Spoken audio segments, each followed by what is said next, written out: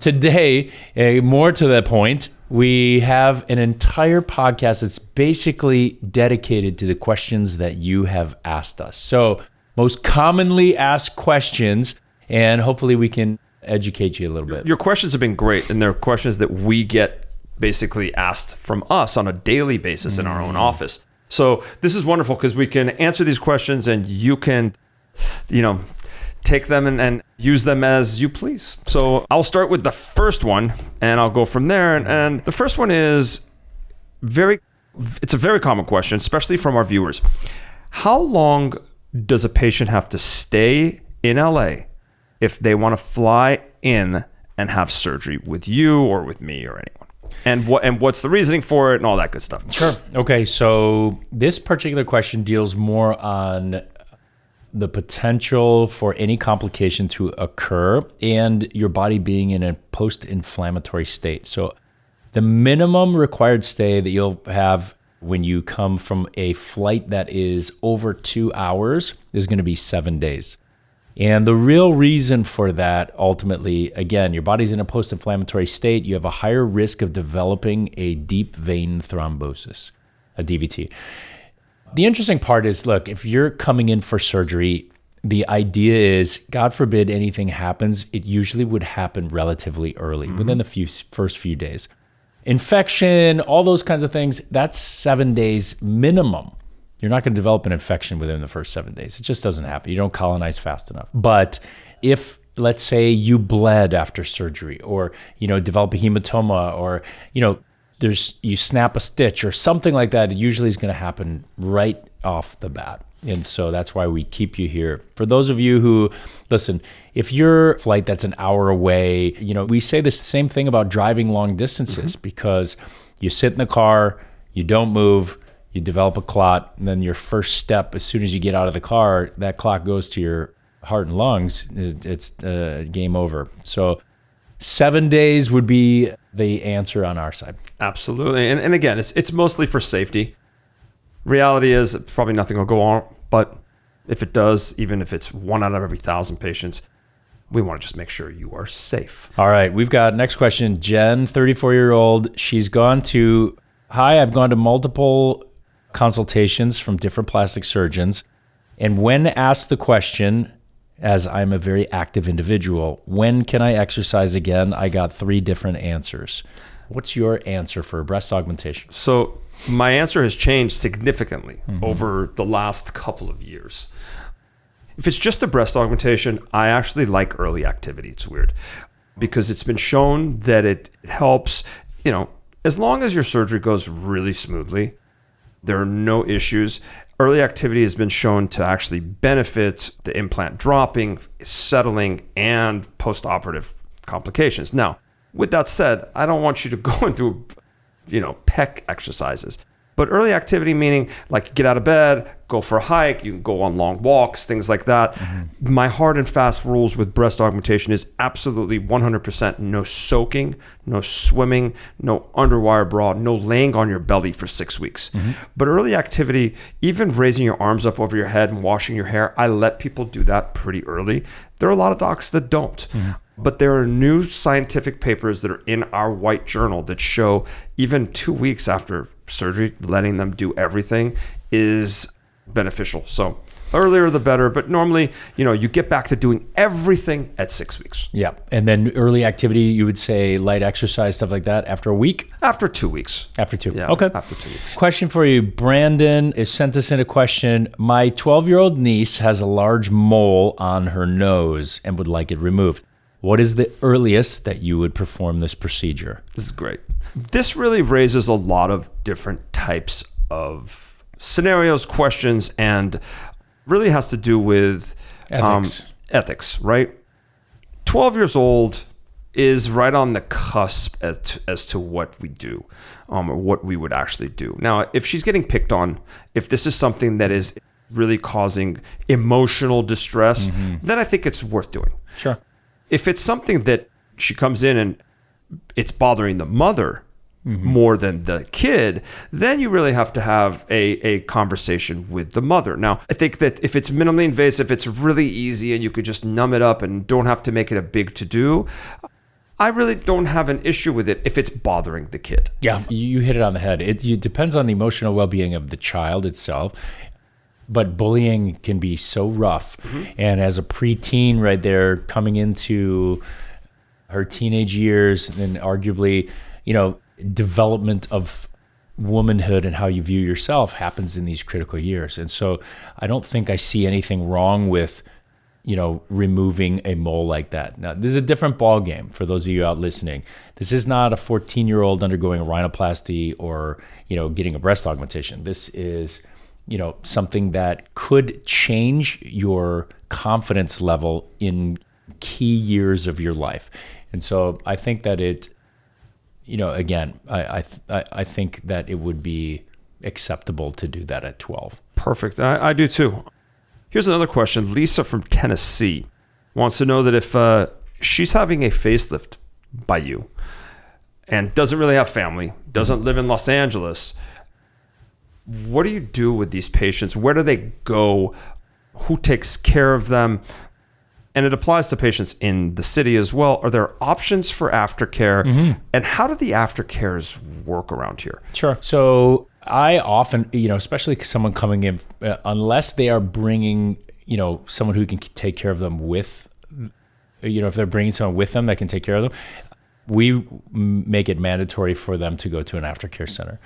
Aftercare centers are generally set up at different local hotels, and where there's a special wing and surgical patients go, and there are registered nurses that follow them. They feed them, give them medicines, walk them to the bathroom, wash their hair or body. These are all things that are, a little difficult to do right in the beginning. I always say the same thing for a facelift. We'd say a minimum of 2 nights, because usually by the 3rd day, the patient is feeling pretty normal. And special ointment that we put in the eyes that can make your vision a little blurry usually subsides by the 3rd day, 2nd or 3rd day. And so we just want to make sure that you're able to take your own medicines. Now, with that being said, a minimum 2-night stay has to be cleared by the physician, make sure that you're doing okay, and then you can transfer over to a normal room. Because sometimes the aftercare centers can be a little more costly.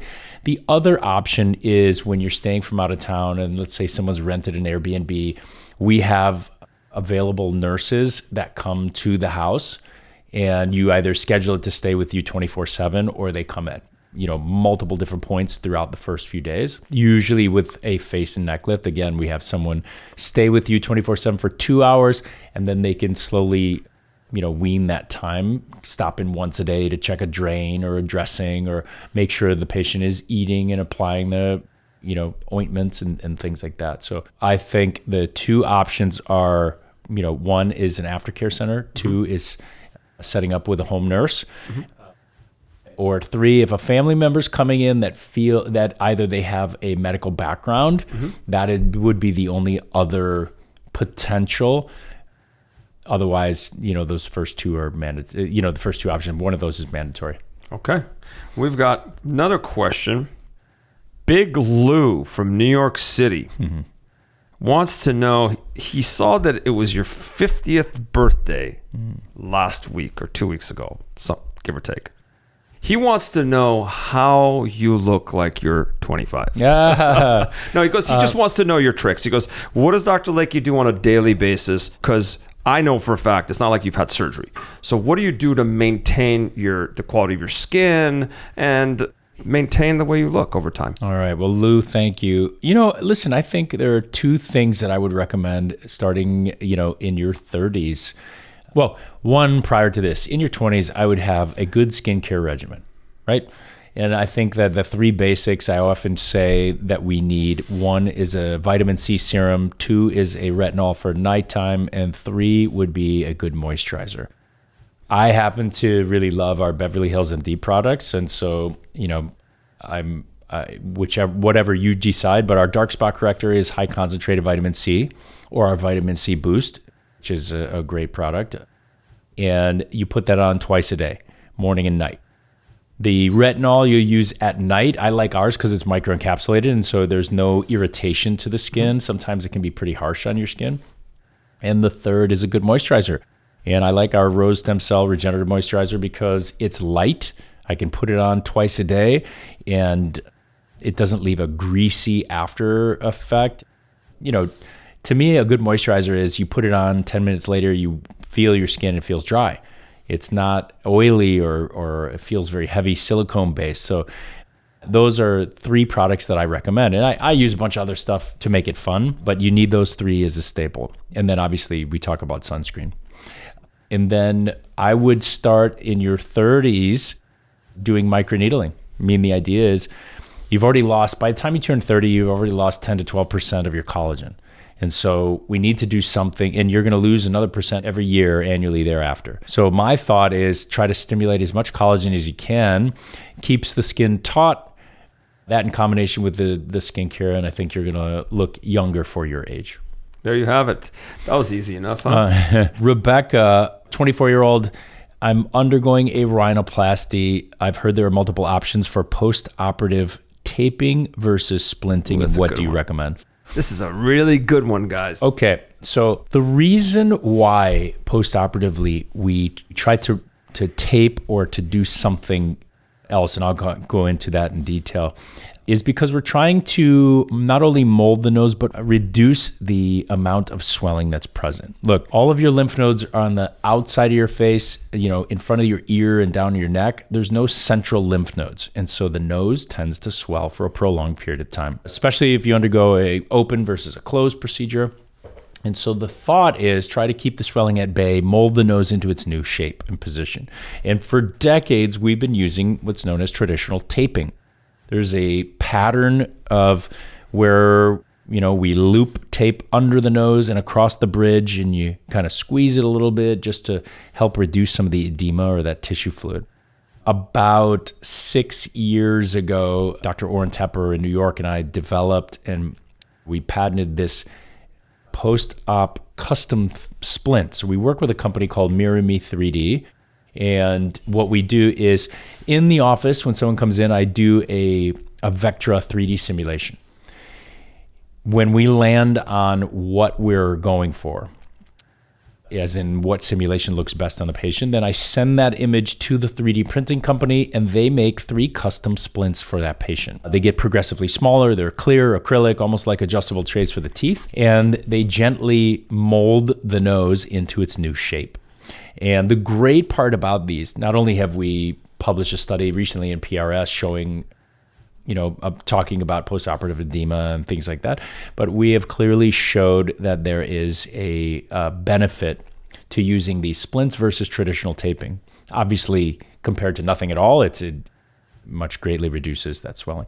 But what I've found is that it not only gives the patient, they are actively involved in their post-op treatment and course, it protects the nose. And where it really, to me, is superior in taping is 2 reasons. One, sometimes, especially if you started off with a very wide nose and we, did osteotomies and narrowed the bridge, if the nasal bones swell, they can heal in that position. Mm-hmm. So it's almost as though you never did the osteotomies before, whereas the splint itself prevents that from happening, whereas tape does not. The second area is the tip, the nasal tip. And so I've just noticed that once you place the splint on and, work from the largest to the medium size to the small, that you really squeeze that tissue fluid or edema out of the nose. And you can really see it right when we put the splint on, you'll see it bulge along the outside at the perimeter of where the splint is placed, and all of that tissue fluid would be in the nose, and so you kind of squeeze that out. So I have patients that wear that thing, and I recommend that we, either traditional taping or this splint we use for the first 6 weeks. Awesome. At night and when you're hanging out at home. But I have patients that honestly 3 months later, they know that they're going to go out and, drink that night or they're eating, salty foods or something. And they know they're going to swell the next day. They put that splint on at night and it prevents it from happening. So that's awesome. 2-pronged approach. I got one more here. Laura from Washington is having a mommy makeover with 360 lipo. And she's been told that there's something she can do with the fat. So what are the options of fat transfer? Where can we take fat and I mean, obviously we can take fat from anywhere. Where can we put the fat? She wants to know that she's having this liposuction done, and where can she put the remainder? Doesn't want to waste fat? it. Yeah, listen, usually in that 360 mommy makeover, as you always take, really core out the flanks, so the love handle region. And if you're doing a traditional mommy makeover with an abdominoplasty, remember you can lipo the anterior surface, the front, as well as the flap that excess skin that you're going to lose. Right. And the good part is you can process that fat and re-inject it. One of the common areas that you love injecting is the breast. The best. But the second, you can do hip dips, you can do the buttocks, only because as you age, that atrophies a little bit. And so just adding a little bit of volume. You've never been one to, Doesn't go overdo big, it. but my favorite place to put fat still to this day is going to be the face. Oh yeah. And it's interesting because the mommy makeover is perfect for that 40-something, 50-something year old female who's had the changes of post-pregnancy and is ready. But at the same time, they're not necessarily ready to take, the step to having a facelift, but they want to have a little bit of facial rejuvenation. So my big advice to everyone out there is if you've got a little bit of extra fat, this fat has stem cells in it. It has regenerative properties in it. It can really help with your skin. So if you put it in areas of volume loss, maybe in the nasolabial folds, maybe some in the temporal hollows, really like this area really, really is a telltale sign of aging. Yep. Maybe even some nanofat under the eyes. You'd be surprised as to what type of, you can really bridge the time between this surgery and possibly another facial rejuvenation surgery. So kind of bring it up to your surgeon and say, hey, we could put a little bit of fat in my face, maybe a little bit in my breast, maybe a little bit in my buttocks. So you can use that fat. Don't let it go to waste. All right, James, 24 years old, undergoing a rhinoplasty and wants to know the difference between closed and open rhinoplasty. Ooh, you're the expert. Listen, the only difference between the two of those procedures is the external incision that's between the nostrils. Right? That's the definition of an open rhinoplasty. And it always heals well. Yep. Listen, it's specialized area skin. It should heal well. If it doesn't, then, we laser it, microneedle it, or even revise it. And how often right? is that? Never really. Yeah. I mean, listen, we laser anyway early. Even you do for your scars, just because, look, if we can help camouflage, you'll never eliminate the scar, but if you can help camouflage it to the point you didn't see it or it's imperceptible, why wouldn't you? Agreed. Right? Agreed. But here's some of the pitfalls. So an open rhinoplasty, and again, I'm just going in my hands, to me is superior in the select individual only if you are trying to reconfigure the structure, right? Let's say you come to me, you've got a small hump and you just want to narrow the tip ever so slightly. Well, then you can do a closed approach, right? We can deliver a portion of that cartilage through these incisions, and you're doing it kind of blindly because remember, they're all hidden incisions inside the nose. So you're doing it more off of feel. The downside with trying to push the envelope on that is we are taking pieces away. So usually a reductive rhinoplasty, but you may not be able to leave the appropriate support behind. And so I'll give you an example. Bella Hadid, for the first 6 months, her nose looked absolutely amazing.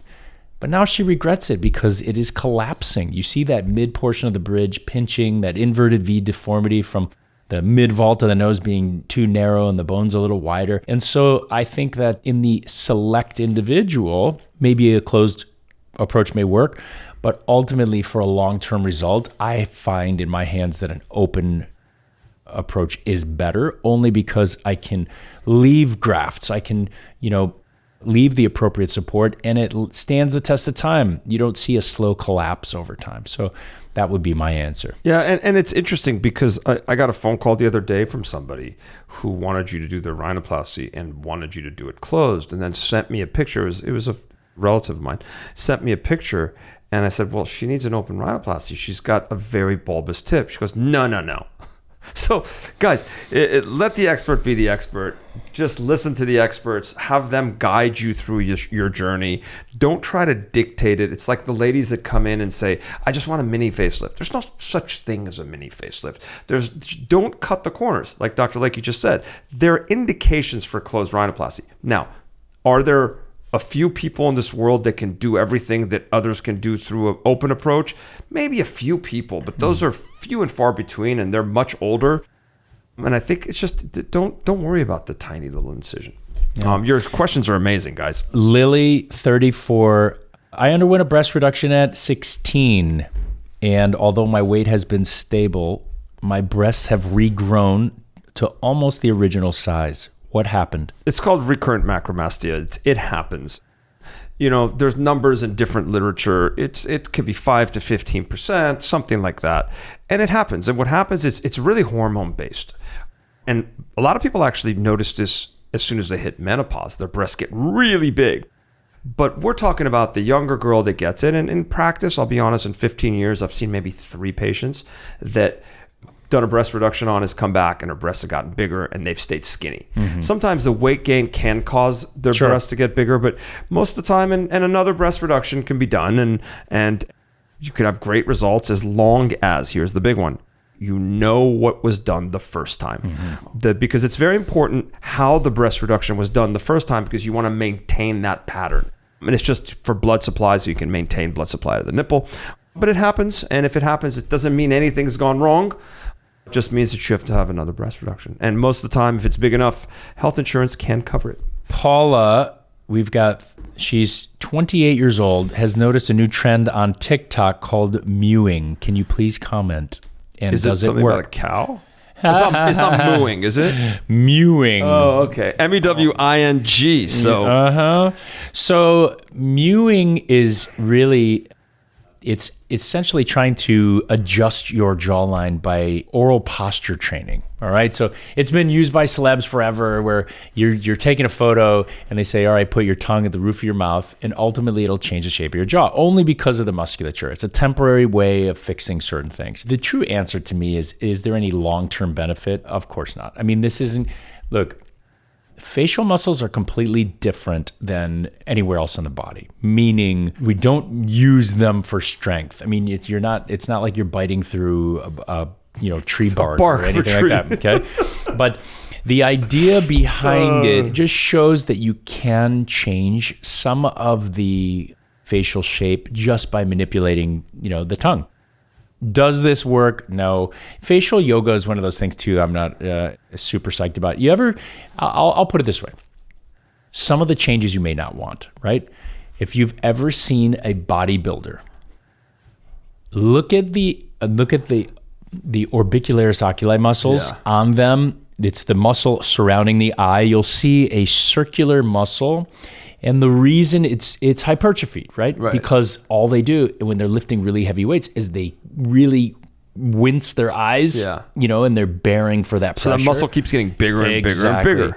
There's certain muscles of the face you just don't want hypertrophy, right? And it's interesting because the American Academy of Orthodontists, they asked them about mewing, and they said not only does it not do anything, but it can actually be detrimental and cause worsening effects of TMJ and put your jaw in malalignment. Yeah. So guys, here's the take-home tip of the day. Don't listen to TikTok. Yeah, TikTok's not where you're going to get your medical advice, all right? Tune in to watch more videos just like this one. For neck skin, what you really need is to stimulate collagen in that thin neck skin, right? And so to me, using microneedling to our advantage is such a key component of a skincare process.